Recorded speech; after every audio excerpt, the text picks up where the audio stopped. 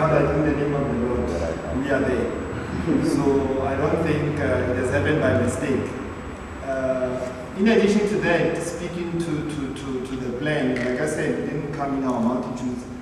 But at the same time, I was given a particular task in the form of a request to facilitate a discussion, partly around SONA, what SONA is about. And this kind of discussion was supposed to take place within the context of me trying to interact with directors who are participating in this festival. But that will happen in a different way because we have to respond to reality as it confronts us, so that we know.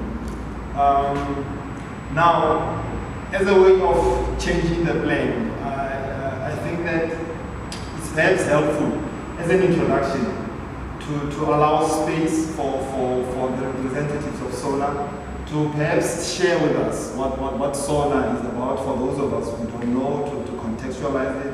What is the vision and those basic details as an introduction or as a foundation to what we can try to then communally shape as a conversation.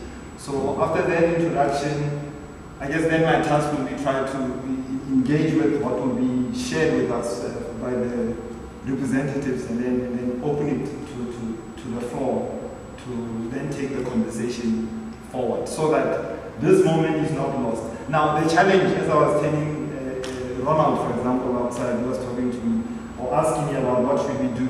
I said that the challenge is that we have gathered here and in whatever that we'll be talking about, the shortcoming that we need to acknowledge is that we are preaching to the converted. But I think at the same time it's an opportunity for people who are spearheading this SONA process or project, maybe to hear from us. What is it that we think? What is it that we can think about? So maybe this can turn into some pseudo brainstorming session in the form of the commentary that we'll give to what we will hear from the different articulations about what SONA is about. So without any further ado, I think perhaps let's start that way and start by, like I said, giving the relevant representatives from SONA to talk to us about what SONA is about and why are they choosing to waste our time. This is not the first time they don't mention us in the budget speech or one. So the idea came around about them to say, then why can't we have a strictly political festival that is going to work as a counter towards that notion of not being taken serious and those type of issues, you see. But my thinking became around when I proposed to the team, became around that as much as we would like to start a relay on par, everyone, that would be an achievement, but however, realistically, it cannot be as that way. Then that's when we engaged other comrades, or in terms of companies, to say, yes, as making productions, we cannot do this type of issues alone. It would be a fallacy of some sort to us. We would be lying ourselves to us. At some point, we need comrades to rally behind an idea. You can't have an idea alone and preach it to yourself. You don't work. Then that's how we engaged BlankPage Productions and TX, which are sort of happening as organizers of the festival. Then as organizers, we didn't have productions that were to partake in the festivals. But in fact, we do have productions that are strictly political, but it came as a learning curve from 012 to say we can't facilitate the festival and have our shows in there. It's too much work. So it was a learning curve from 012 Theatre Festival. And then that's how we decided to engage in terms of ET Productions and other companies to bring shows in the festival. So more or less it's more of companies coming together to do the State of the Nation Address Theatre Festival, as opposed to one company counter-attacking this notion of not being taken serious. But however, it's rather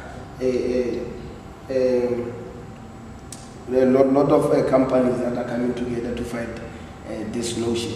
So in the festival, we have around about 7 companies.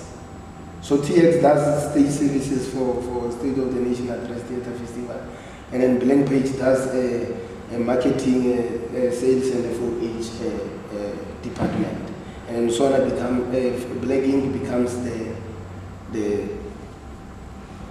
pioneer of the festival.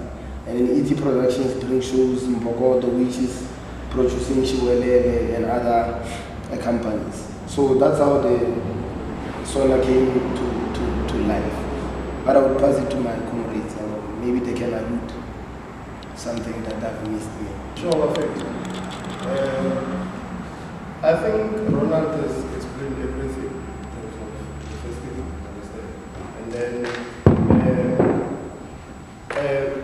so we realized, and when you came to us and approached us with the idea and everything, and he was like, I wanna do something like this, understand? And then, obviously, you know the logistics of you need to be out of the logistics of things and all those things. So then that's where we felt the need for it.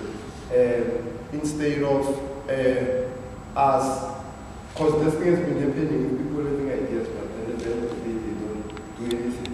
It's because of this thing. I want to stage a show, but I don't know how to go about staging a show, who to go to, and all those things. So we realized we need to come to a mentality that we can't afford ideas to die based on we don't have access to stuff. You understand? And then, and this is a way again of creating a platform for ourselves as well. You understand? Because and it shouldn't be seen as a counter-revolution of some sort or whatever. So, but it's a way of empowering each other. Understand? Empowering each other and believing in the idea of someone and believing and collective consciousness. I think we're at the point where there's a huge collective consciousness where people believe and we're striving towards one thing, but then we end up fighting because of we don't engage. You understand? So it's when we engaged, and then that's when I don't think it was a matter of we are going to request again or whoever can you please. And we went to a point where people just are willing to come on board. You understand? For example, when we go to a show somewhere and someone will come on board and say, I saw all hearing us talking about something, and then obviously they want to be part of it. You understand? So I think it came about that thing. So broadly beyond the issue of just the festival, I believe it's just a matter of empowering each other as a group, and believing in each other, supporting each other. So I think it's there. And also the festival again gives people a platform to voice out. You know, it's a SONA, it's a political festival. People feel I wanna have a political statement. Like, I remember someone asked me why am I not doing a show in the festival, and I was like, I don't have something to say as a political wise. So it's a matter of someone, and then you get people who have already script that exists, but then they have nowhere to go because of then maybe the context of it, all those stuff. So it's a matter of, okay, fine, this script doesn't really get approved wherever I send it, but then I want to stage this play. So we come together, how can we help each other? Financial wise, and logistics, everything, so that it's a matter of, and then now, because we believe this can lead into a point where we also change people's mentality, understand? In a sense that because we grow up as young artists believing you can't say such things because of the censor and all those things. And then it becomes a mentality that everyone goes with it. And then people wanna say, they wanna exercise their creativity. Understand? Sometimes it's not about only saying what you believe, or but you wanna also exercise your creativity, but then you know what you don't have to write in a certain form. Understand? You have to write in a certain form, because then you have this thing out like, you play won't be funny. We're now screen, so it becomes that thing. Then people abandon script, abandon ideas because of they feel, and then now you have to jump into. Then you are forced to write something that you don't feel, have nothing to do with it, just because of that. Now this will have a potential of getting funded. Understand? So it's such mentality that we need to challenge. You understand? And especially as young people. Understand? And so that when we go out, then people are convinced, and the mentality changes, so that the coming generation don't have to go through what we are going through. You understand? Then they can express themselves. Then we can call ourselves artists. We express ourselves, whereas we know we are not really expressing ourselves. You understand? So I think it's just that thing.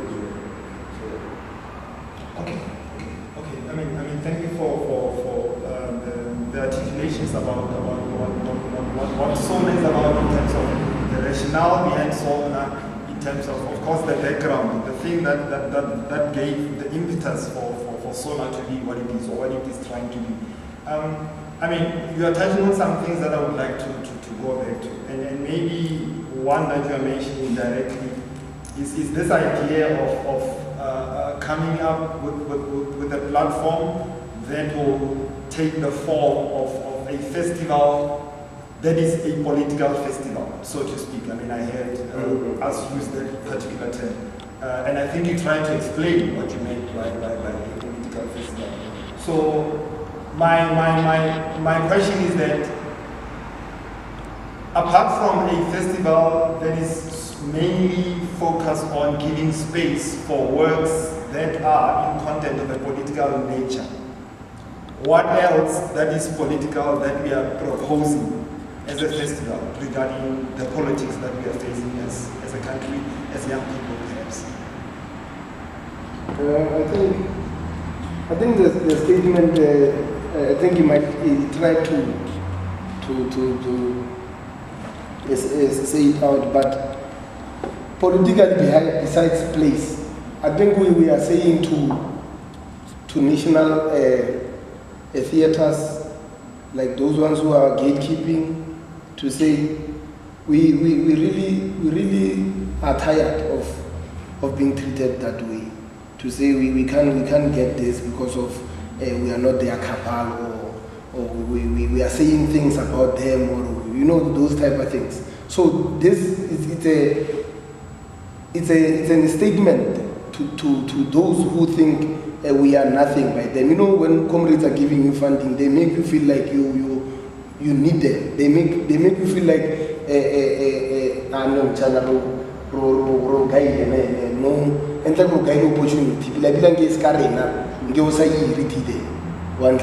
So we are saying we can do whatever we want, as long as we come together. So building an alternative space, it was a response to say, even our proposals are not responded to. We don't even get those ones that says, we kindly regret that we won't be able to assist you. We don't get anything. You get my point? So this was a political statement to everyone to say the industry is not constituted by a certain group of elite. You get my point? That thing, they run the industry. Any industry is constituted by everyone who takes part in the performing industry. You get my point? So I think that was a statement to that. Okay. And I mean, you've touched on a word that you shared with me, not a word, but an idea of this thing called alternative spaces. Now, I mean, if one has some degree of suburban theatre history or South African theatre knowledge, pre-colonial, colonial, and post-colonial or post-apartheid. I think you can always find this idea as some sort of a linking thread, in a sense that it always seems like the common thread is that it's an idea that is characterized by an impulse to react to some sort of set hegemony in terms of how theatre is practiced, in terms of art forms, art genres, and so forth. So in part of my preparation for facilitating our meeting or our talk today, I then started thinking deeply about this alternative spaces thing, in terms of what has been done, at least within the context of post-apartheid theatre. And I mean, there have been many formations. And I mean, there was one particular one in Johannesburg, which was a project spearheaded by, I don't think it's there to mention his name, Comrade Lembo, who ran a thing which was specifically called alternative spaces. And then it happened, and here we are again talking about alternative spaces. And then I came across a piece of information within our continent recently, in Uganda. There's something that they are calling the Kampala International Theatre Festival. And when one reads about this Kampala International Theatre Festival, it is once again similar to us, but perhaps in a different way, driven by this need to pursue the creation of an alternative space. But then interesting enough, for them, at least based on what I've read and what I've understood from the curators or the directors of the festival, their term or their meaning of alternative spaces is really about exploring theatre beyond set Western conventions. For them, broadly, that's what alternative spaces means. So it sounds like for us, it speaks about something more than that, something more than just exploring Western canonical set conventions, right? So would you like to add more to that as to exactly what is it that you mean about alternative spaces? And as far as I'm concerned, perhaps what I'm proposing is, how can you view the idea of alternative space as something that proposes a particular philosophy of how theatre should be post-apartheid?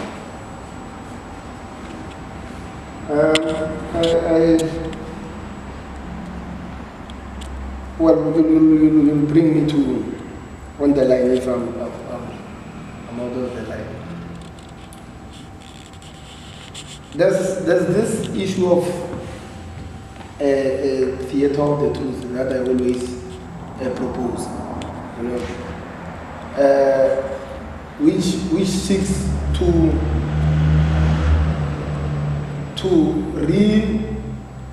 redefine the issue of a theatre as a medium of communication. Why are we doing theatre? Just beyond entertainment industry. You get my point. But thinking about your question, I think the issue of alternative spaces has been there, like even pre-94, in terms of, you know, how they segregated us and put us into locations, and then those theaters are built in towns. You know, you have to travel to, and it's predominantly by white. You know, even more bright, and then make them conducive to their own creativity. Well, so I'm thinking it doesn't obviously start ISO, but it's beyond that. We are also encouraged by such ideas. I wanted to say we must forever create an alternative spaces. But the main issue here is not trying to fight or trying to do anything, but it's to create more platforms for artists. You get my point? I mean, we are many. Like if I can talk about Pretorians, we are born, we're educated too much. You get my point? But it's only a few that get to practice this issue of theatre. We are artists, but we don't get to practice. Hence, you find people with degrees sitting at home and stuff like that. So really the issue of creating alternative spaces goes beyond just making a political statement, also to create platforms for artists to practice their own ideas, uncensoredly so. You get my point? And so to say you can't do this, you can't. So it's more or less giving artists the free will to do whatever they want to do.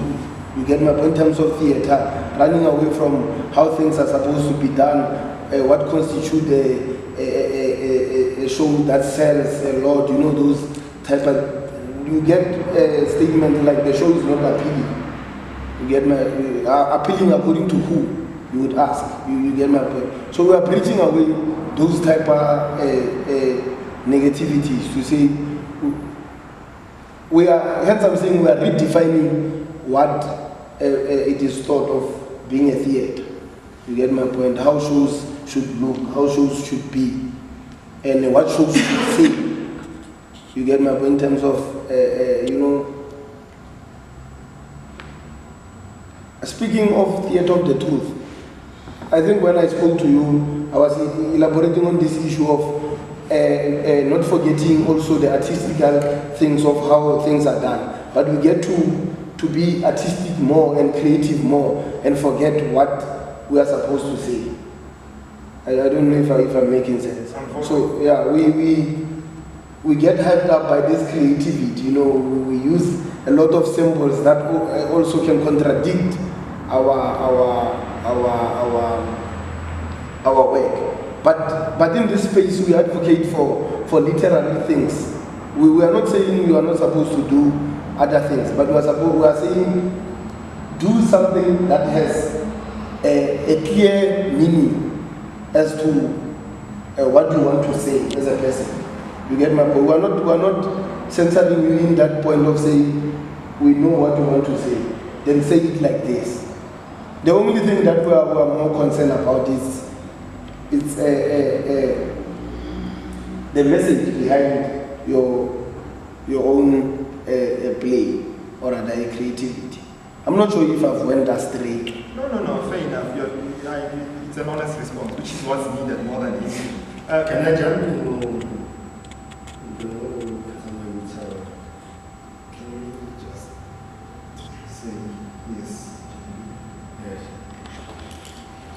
I think for post-colonial,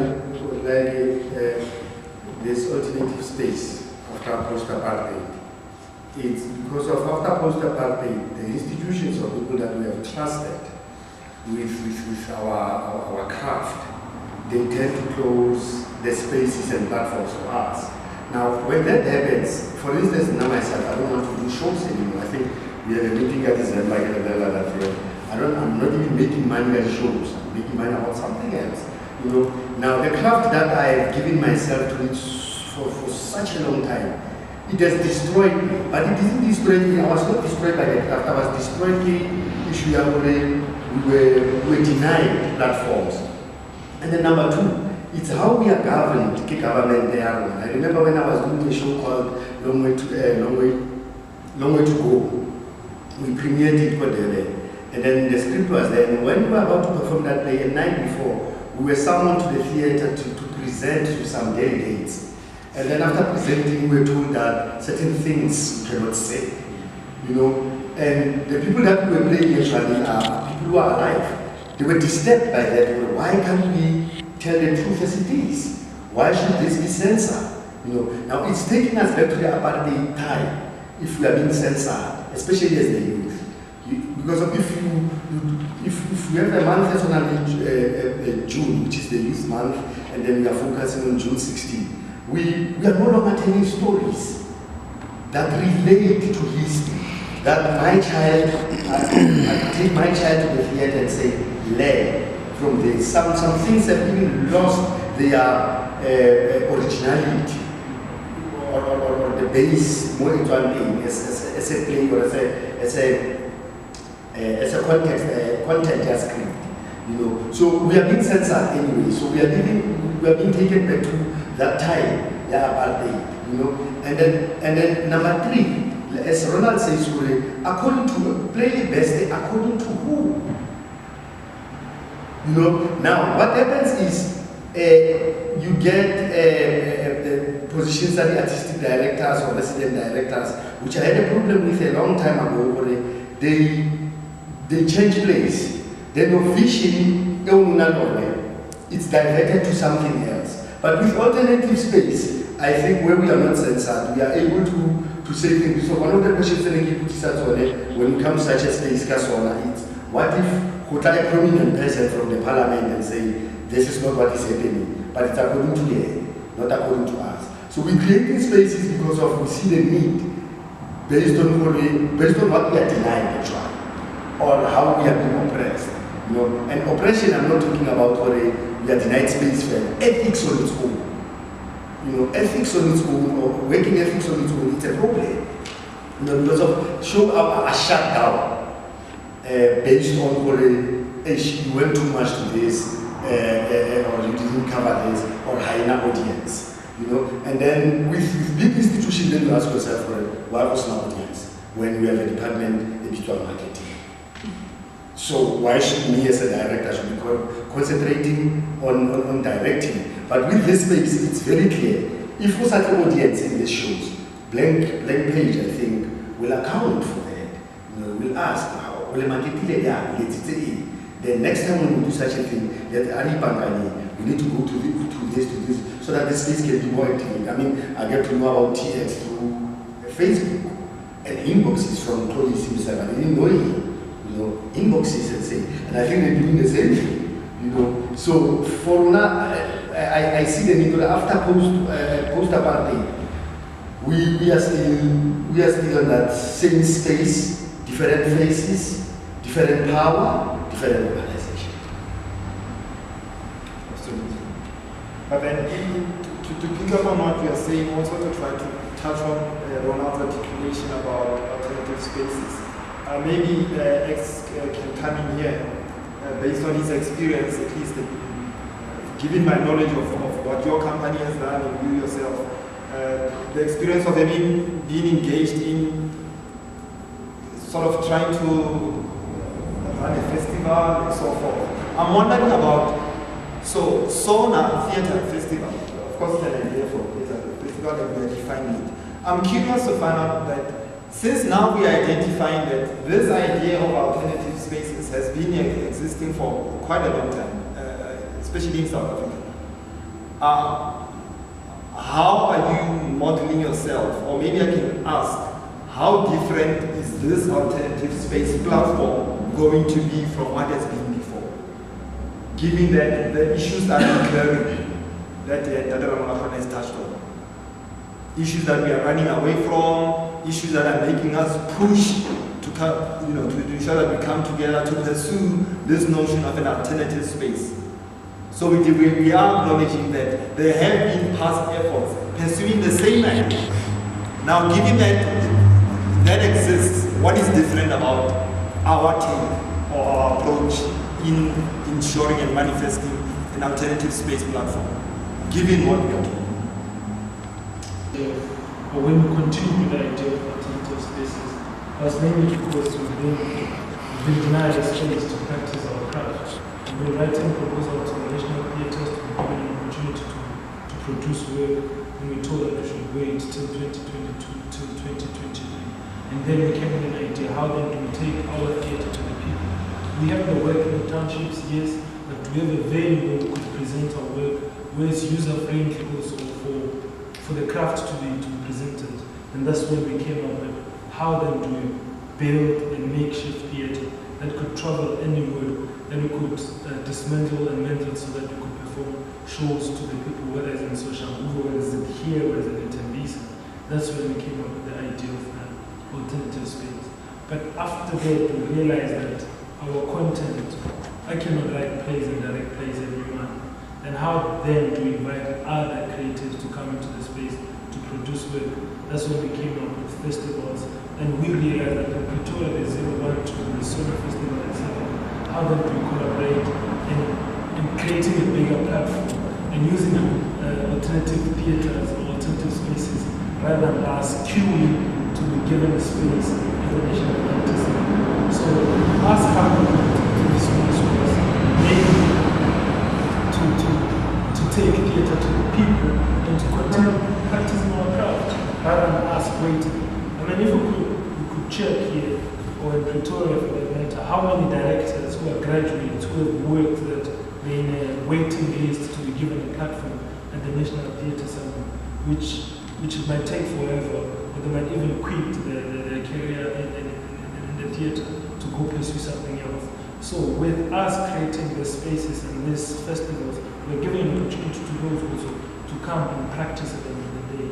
And business-wise, how do we maintain ourselves also as artists, rather than just giving a space? How do we make money from theatre, rather than us waiting for the funding? We create these shows and we get money from door takings, and we split and continue producing work. That's why we came up with the idea, or to continue with the idea of alternative space. Yeah. Okay. Important thing becomes, how do we define the success of such an initiative? As to when what happens, we feel that we have succeeded. You understand? Is it when shows are playing, then that's being an alternative space, people are getting a platform, you understand?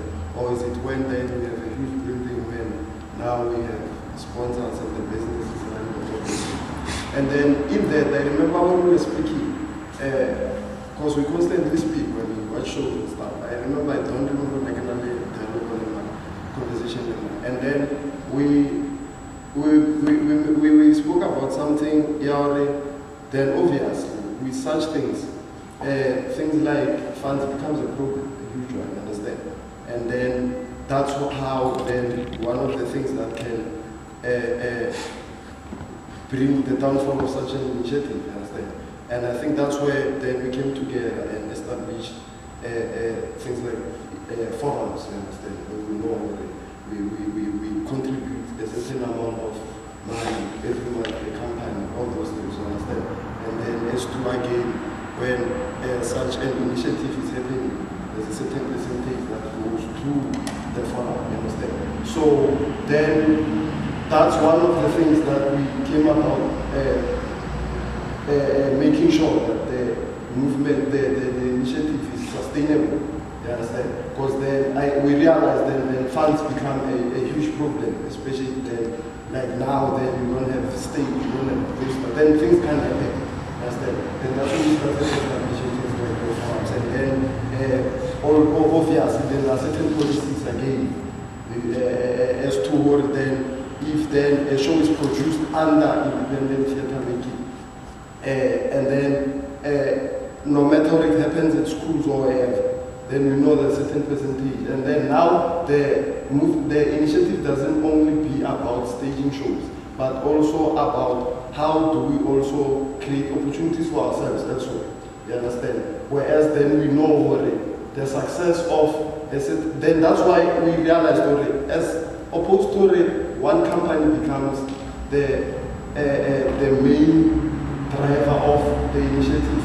We all become one, you understand? Where you know what, then you find out then BlankPage at some point has a certain amount in the bank, but then the festival is hosted by TX, you understand? Then that's where we sit down and see how we allocate such things, you understand? So those are some of the things that we came up with in terms of trying to sustain the initiative.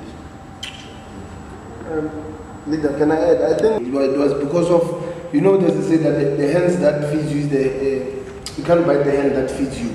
So whoever whoever gives you money has the power to control you in terms of to drive you in a certain agenda of some sort. You get my point? So we are avoiding that particular thing. I think many alternative spaces was because of they were hijacked through financial, because they know that we are suffocating in terms of funds. You get my point? So then one would want to be superior in terms of funds. Therefore, they get to have a much say. Either way, whether we like it or not, it's like that. If one comes with a bag of money, then he gets to say things that we can't oppose. Because of if he withdraws the money, then we are nothing. You get my point? Sure. So I think that came around that particular notion to say we can't allow and financial influence from external people. So that's how we came about with the model of sustaining ourselves in terms of companies issuing out funds to sustain ourselves. About the question, been listening to the answers. I bleed inside Nano because I have serious fear of alternative spaces. I've seen many die, and I know how they died. You just spoke about power. You just spoke about power. Power has killed connections. People with power and connections have killed a lot of such initiatives. I think that's why it's a lot of like this initiative now for and stuff, so that we don't depend on anyone. You know, my fear is, which I see actually even now, the art of war will identify. It's happening, and my advice is to my comrades here, moving forward from one to SONA and stuff, is be careful of the art of war that has answered. Will identify it. Just know how to sustain yourself and not be diverted.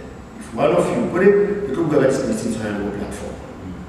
You know, when they started, I used to drive to join the week, sometimes twice a week, supporting such places. And when they crumble, they were about it because of you give support to them already, this space in the air, and then once you think already they found their feet now, and you know excited. By home, you standing there and say, hey, yeah, at least there's something happening, and then the space comes.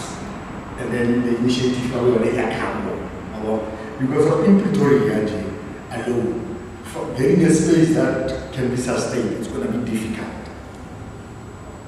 It's going to be difficult. And my fear that space is saying it can be shut down anytime. And the reality, it exists now. You know, so until we realize how politicians play and how they come upon us to divide us, which they do with the Labour Party, that's why we have fractions within the parties. Until we realize that and learn how to defend ourselves from that, and actually such things when they happen, they should actually bring us together and make us more strong. Then we are going to be able to maintain such a space, or alternative spaces, whether it's in social movements or said or anyway, we are going to be able to maintain.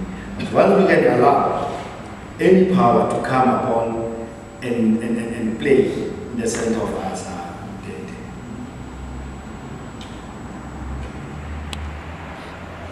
From the fear of speaking, if that's the fear that has overcome it. But I don't think it's fear, I think it's wanting to be clear with the vision from the perpetrators of the revolution. If you are clear from from them, then we can come in. Otherwise, we parachute ourselves there and we can land on a tree without knowing. I think that space was important. No matter how long it takes, we need to really unpack it for us to be clear. We read about it on Facebook and all that, it's not enough. And one thing I want to share on the table, I say Facebook is an imagined community.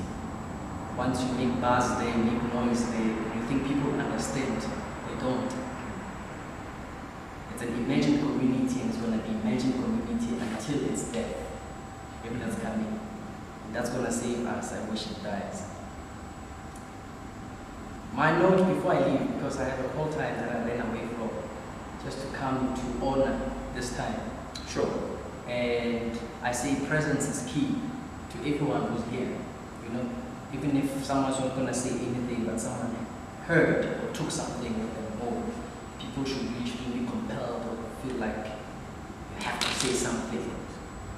Whatever you take, it's better than, it could have been Spoo and Ronaldo. Yeah. Even the chairperson wouldn't have been here. But we are here. And I say from an outsider who came here, I say thank you for coming here. Because whatever they push it, I will benefit from it. You know why I say I benefit from it? Because no one invites you in a revolution, invite yourself. I say I will benefit from it. I'm not looking at them from a SONA's point of view from afar, then looking, these are young people, these are my generation. And if it's their generational mission, therefore I should form part of that. So, to understand my presence in this whole thing, it's only based on that value proposition. If we are clear with the value proposition of the SONA, if we are clear with the value proposition of 012, since it came on the picture, I mean, all these things, we could be talking about SONA only, but these things, they are dependent, interdependent. If we are clear about our value proposition on 012, if we are clear about our value proposition on the 012 festival and the monologues that happened also in the same space here, we can't be derailed, no matter what. I think this talk, I take it the title or the heading of this talk was Theatre of the Truth. Some of us thought we're going to unpack how to do Theatre of Truth. I think the truth should start here. The Theatre of Truth is the clear mandate and is the clear value proposition. And I think that's what we were asking, you see. In politics, why do you say so? As an alternative space, why do we say so? But I think to put it on the table is that let us go crystallize that and be clear and have it in one line. Have it in one line to say, this is who I am. Have it in one line to answer the question of the alternative space. This is what we are about. Have it in one word to answer, why do we do this? But I think if we funnel it down to the value proposition, I think we are key. It's like our roots are going to be strong. You know, they say if the roots are strong, no matter the wind that comes, you can shake the tree side by side, but that will be a dance move because the tree won't be pulled out of the roots. You know what I mean? So, my question that I wanted to put on the table,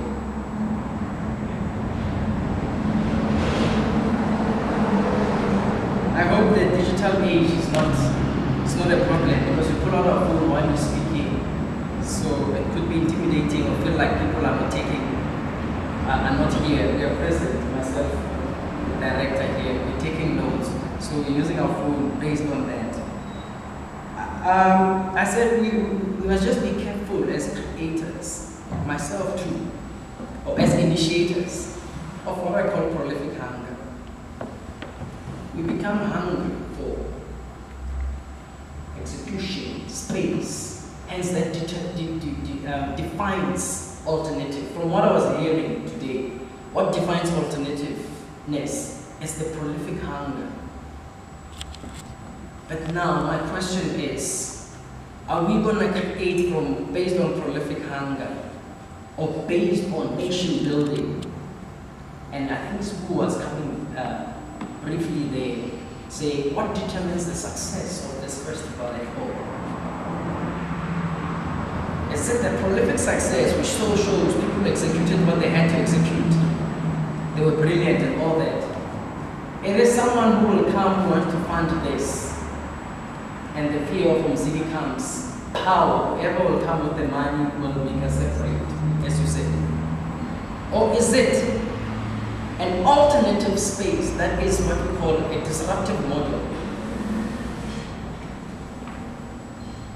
And I think that's where my 1 cent would come and say, when we do an alternative thing, either we choose, we conform to those alternatives that we're talking about of Mpomo Lab, the alternatives of Gibson Kent, what he's been doing. And we are doing the same thing. We are bringing people to this space that is confined into the conventions of the theatre. We are dependent on lighting. We want light, we want black curtains to use that space, to do this and that. Is that defining our alternativeness? I'm posing a question there to just stimulate thought.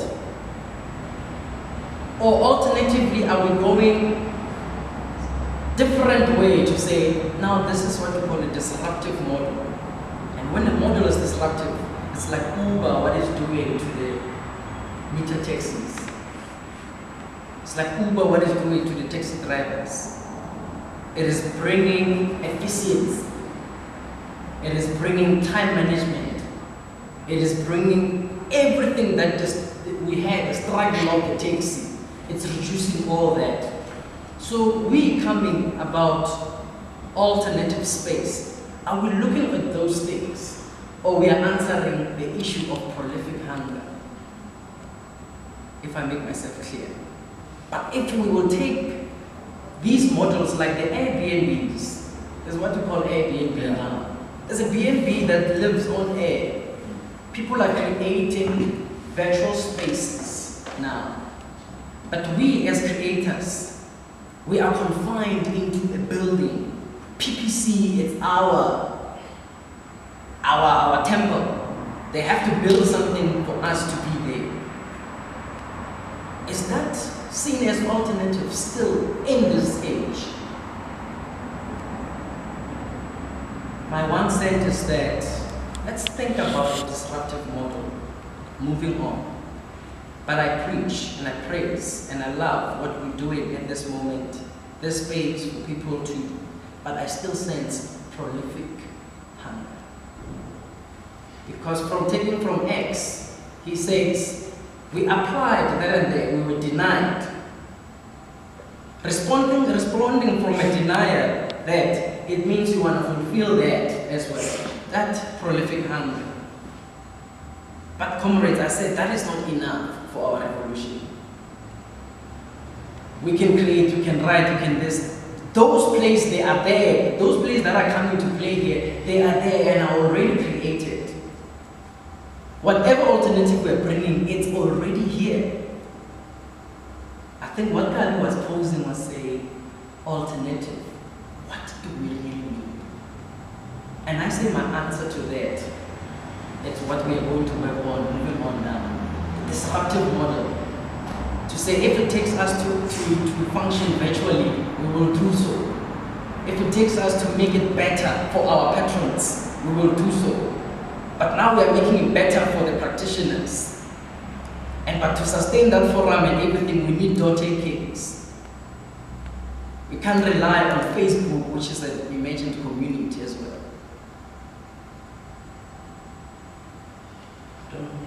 I hope I'm not delaying. No. This is fantastic because I remember in my framing or opening statement, I said that I feel that this might turn into some brainstorming session, and I think that's exactly what's happening. If we're really thinking about it, we have heard what the idea is about, and we are responding to it accordingly. And I don't think it's about right or wrong, and I think more than anything, the initiators or the company should be appreciating this moment, as far as I'm concerned, and I'm sure they are. Yeah. So I think we are being productive as far as I'm concerned, extremely so far in our field. And I'm sure we're going to take credit for we will comment on our movement. This is our movement. This is our alternative space. This is our things. You might find us in big concrete buildings there and all that, but we understand our mandate. Our mission is generational. You can only go there to suck from a tit that has seed. And make sure we don't suck the virus. Now, thank you, say. I'll leave it there. Thank you for the class. Thank you so much. If you need to go for contact, you can, but if you want to stay, please stay. Disruptive model. Disruptive model.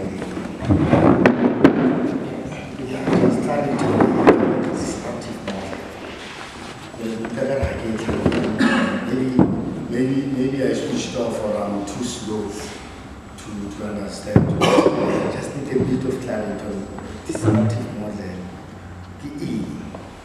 Perhaps it's my responsibility to chip in here as somebody who was following the articulation. And I think the notion of a disruptive model, as the speaker was saying, came as a response to the question of what is it that we are meaning really about alternative spaces in consideration of what has been done. Now, what the speaker, the comrade was saying was that something that is disruptive And my take is that something that has not been imagined before, as a rupture from what has been established in history and in the present. As to what form that can take, maybe there's a private conversation that can be held in terms of his conception of specificities, but I don't think that's where he was coming from. I think he was offering, which is useful, a broader contribution to the notion of what do we mean of alternative spaces beyond what history has established, what we are facing right now, and what we could be doing. Also, in addition to, as a contribution to what the company and the comrades have been saying about what their form of alternative spaces is. So this means that maybe I might be wrong, but I think to ask for specificities at this level could be slightly unfair, because I don't think that was the intention of the response. As from a sharing perspective, I think that's the most responsible way to go about it. And at the same time, you see now what's happening. That can open an opportunity of dialogue between the two of you about this thing. So which we think is good. May I piggyback? Yes. On the point of disruption, the way that I came to understand it. So you know Google is known as a search engine.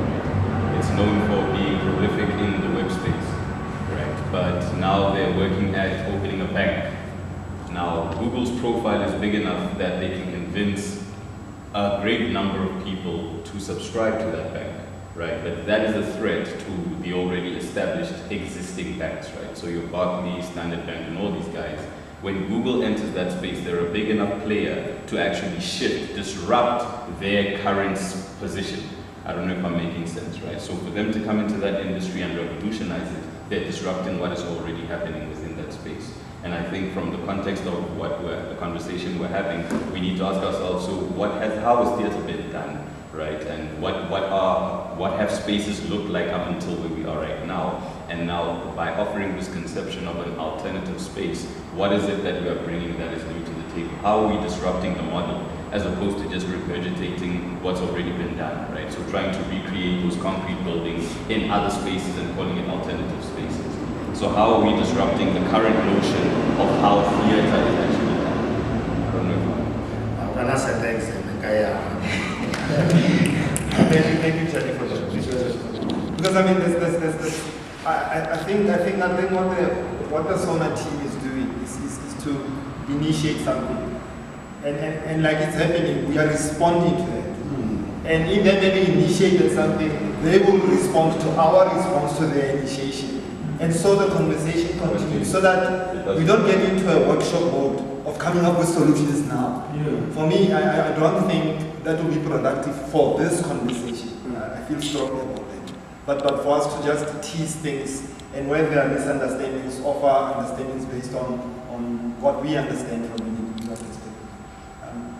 At the same time, now, if I can be allowed, I would like to move maybe the conversation to another space, and I think it could be productive on many levels. The specific space that I'm referring to is about a particular subject matter. So the subject matter is related to the rationale as to how SONA TF came about. So we have heard that, amongst other things, it was really driven by this impetus of collectivity.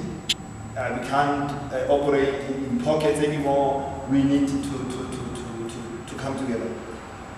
So now, in preparation for the session, like I said, I started thinking about alternative spaces. I started thinking about what's happening, and then I came across, unfortunately or fortunately, whatever it is, a piece of text which is in the form of an academic article, so to speak, which I think it sheds some light on some things that can be useful, which I'd like to throw to the table in the form of questions to the initiators of the platform.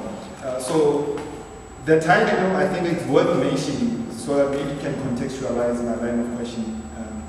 It's entitled Barriers to Inter-Organizational Collaboration Amongst performing arts organizations in South Africa. I'll repeat again. Barriers to inter-organizational collaboration amongst performing arts organizations in South Africa. So as the title says, this paper is really trying to grapple with what are the obstacles to inter-organizational collaboration, which is what I think what SONA is about. Because the companies, there's Black Ink Productions, there's TX, and then there's BlankPage. So these are different entities which are organizations. And now, through their collaboration, makes it inter-organizational, this kind of collaboration. So I think for us, it might be helpful for you know, some commentary or some light to be shared upon how do you guys actually function? Because for some of us, the notion of collaboration, even we know as practitioners, is really something that is at least governed by chaos. Meaning that it's something that is not utopian, it's not perfect, it's not a perfect manifestation. It doesn't just pop out of nowhere. It's a struggle, you know, to bring different entities into one umbrella, you know, so into this thing of achieving or attaining collective action. So I think it will be interesting if we can, at least given our experience right now through the SONA Theatre Festival platform, to unpack the mechanics, the real mechanics of inter-organizational collaboration. Because, for example, I will mention, this thing says that for inter-organizational collaboration to happen, a couple of things need to be put in place. And I'll mention what they mentioned, which I agree with to a large extent. They say commitment, prior experience with collaboration, meaning we need to have been experienced to collaborate with other people in other spaces. The most important one for me, trust between partners. And then Ronald mentioned it in another conversation, ongoing performance evaluation. I'm curious about how do we deal with those. From my sense, I think the one about commitment to the collaboration seems to be covered, which is why we are where we are. I think prior experience, perhaps that one is also covered. I'm really curious about this one about trust and ongoing performance evaluation, especially with regards to, I mean, yes, I know we are starting, but how do we imagine a way of us managing our collaboration in a sustainable fashion?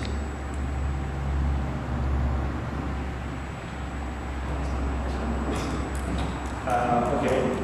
Yes.